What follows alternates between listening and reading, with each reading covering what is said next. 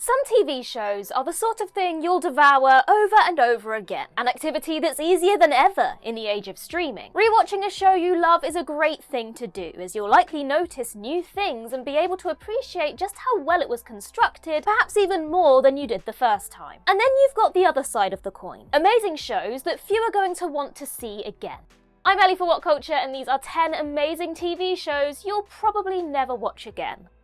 Want to stay safe online and save big?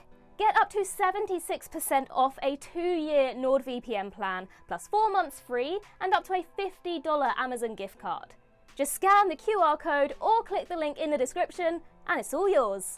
Number 10, 24. A formative show from the early years of a golden age of TV. 24 is one of the most addictive, adrenaline-pumping works of entertainment there will ever be in any medium. The endless twists, jaw-dropping high stakes, harrowing moral dilemmas, heartbreaking character deaths, and excruciatingly suspenseful ticking clock storylines make this real-time thriller a strong contender for the most exciting TV show of all time. Therefore, it might sound odd to say most are unlikely to rewatch 24 all the way through again, for several reasons. Now, for starters, there's so much of it. With there being a total of 192 episodes in the original run, then factor in a 2008 TV movie and a 12-episode limited series in 2014, and that's a staggering 205 episodes to get through. Furthermore, while it's an enthralling first viewing, it wouldn't be quite as exciting when you know what's coming. And given how unforgettable this show was at its best, you're likely to remember the plot of each season pretty well. Additionally, 24 did decline in quality after the 5th season, and certain aspects of it, such as the overuse of Islamic terrorist villains and its frequent torture scenes, have not aged so well. As such, even though every and any TV fan should give it a go, 24's not going to be one of those things you keep rewatching, at least not all the way through. Number 9, The Sarah Jane Adventures.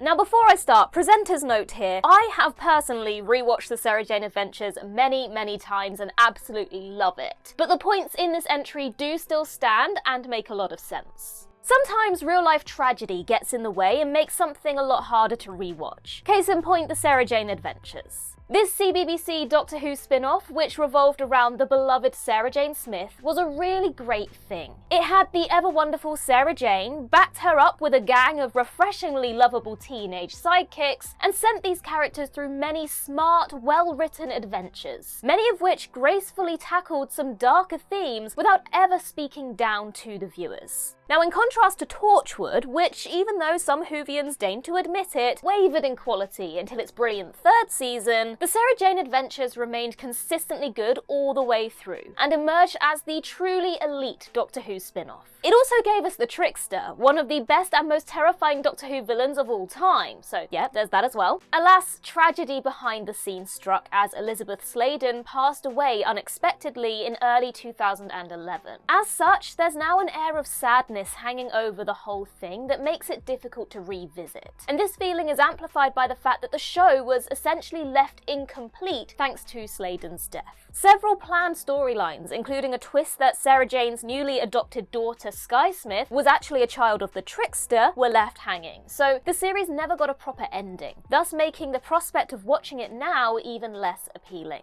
Number 8, House of Cards. House of Cards is a revolutionary piece of television. It was the first ever Netflix original, and if it weren't so successful, streaming shows might not have become so much of a thing. So we owe a lot to House of Cards. That doesn't mean that many will want to revisit it now though. For starters, watching anything with Kevin Spacey has become less appealing in recent years. And though its unhinged political story felt entertainingly outlandish at the time, in the current political climate, it's less impactful. Perhaps most importantly of all, House of Cards was a show that failed disastrously by the end. The first 2 seasons are excellent, and although it went downhill once Frank Underwood became president, the following 3 seasons were still eminently watchable. But season 6?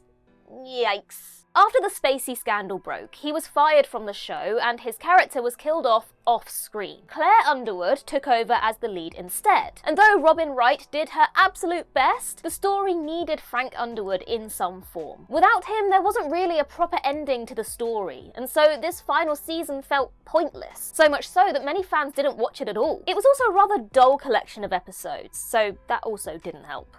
Number 7, Chernobyl.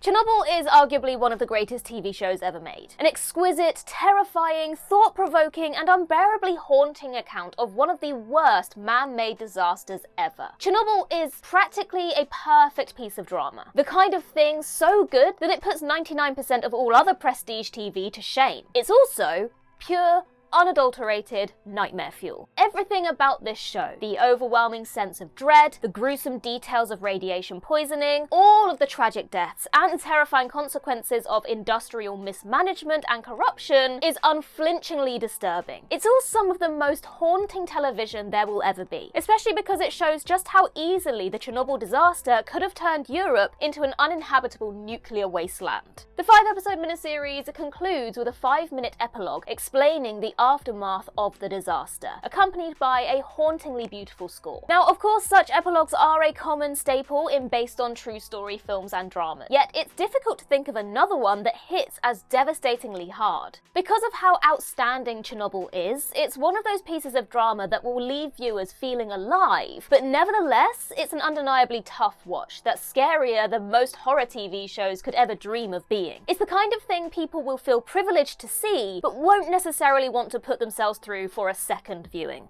Number 6, It's a Sin.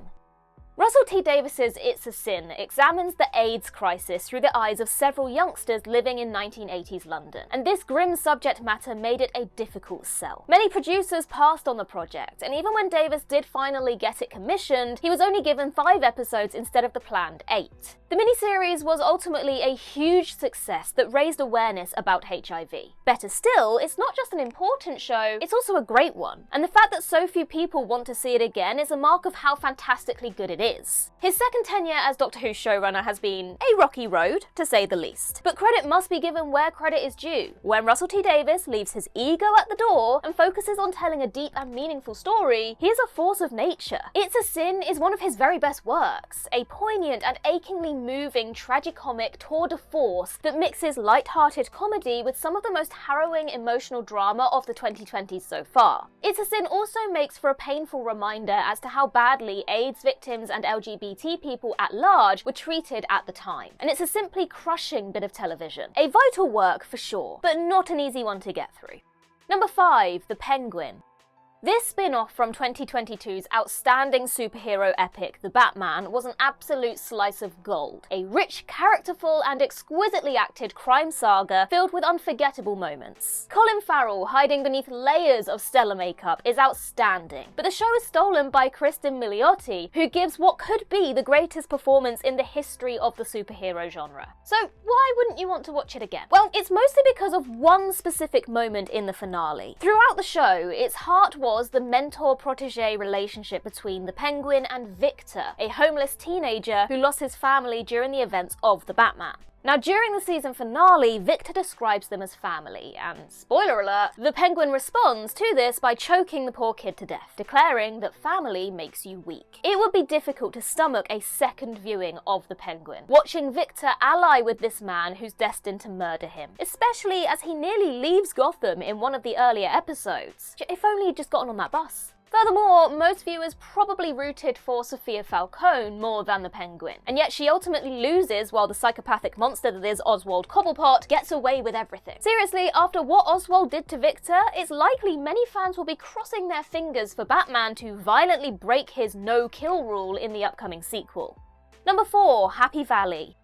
British TV is some of the best in the world, and one of the very finest British TV shows of the century is Happy Valley. Sally Wainwright's Yorkshire noir crime drama is a shattering, emotionally devastating masterpiece, and most of its 18 episodes are 5-star offerings. That is a rare feat indeed. The third and final season wasn't quite as refined thanks to a few pacing issues, but it was still remarkable television by any standard. It's the kind of televisual perfection that rarely comes along, and it's something everyone should see. Having said that, Happy Valley will probably be a one and done for the vast majority of viewers. This is not a criticism at all, but more it's a mark of the raw power of Wainwright's writing that audiences will be so invested in the characters and so moved by the many tragedies that befall them. It does, however, make this almost unbearably intense viewing at times, and main antagonist Tommy Lee Royce is probably one of the nastiest villains in the history of British television. As such, most will be happy to leave it at one viewing. And besides, Repeat viewings aren't really needed. No one who watches Happy Valley is ever going to forget it. Number 3. When They See Us.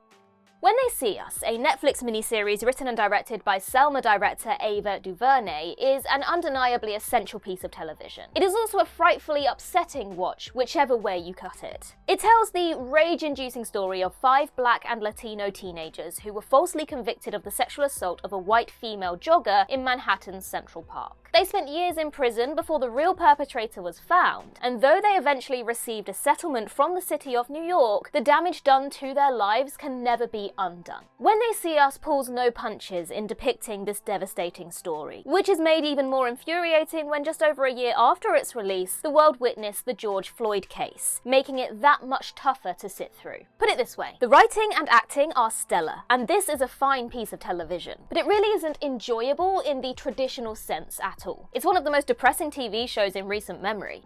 Number 2. The Wire.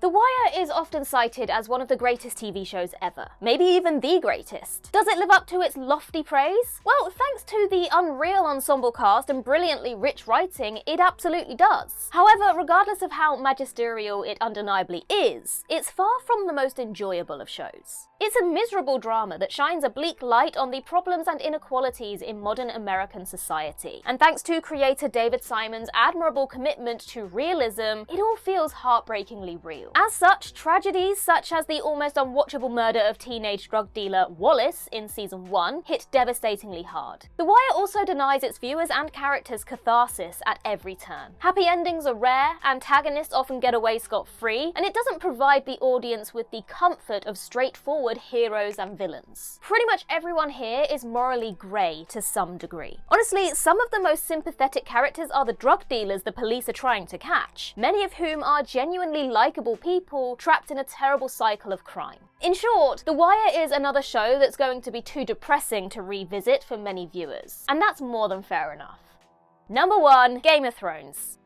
Has a show ever been so completely ruined by its final season as Game of Thrones? Quite possibly not. Plenty of other shows have lost their way, but Game of Thrones is a different kettle of fish. The first 7 seasons of this show are unbeatable. The characters, the plot twists, the exceptional storytelling, and the note-perfect acting, dialogue, and directing made these seasons some of the most entertaining TV of all time. Even seasons 5 to 7, which were more divisive, are great in so many ways, even if they occasionally got a bit messy. But alas, all of those intricate plots and gripping character journeys ended in the worst way imaginable, and it all went absolutely nowhere. Game of Thrones' final season was an anti-narrative, anti-structural, and anti-thematic disaster that ruined so many of the show's once beloved characters. And it could be the most disappointing season of television ever. So awful was this final season that few talk about Game of Thrones with any real fondness. And this ending makes it almost impossible to enjoy the early seasons now that we know what an awful finish it all built up to, and how little any of it ultimately meant. Game of Thrones was amazing back in its day, but few people want to watch it now. We already wasted far too much time on a story that went nowhere, and it's no exaggeration to say that many would rather forget it was ever even a thing.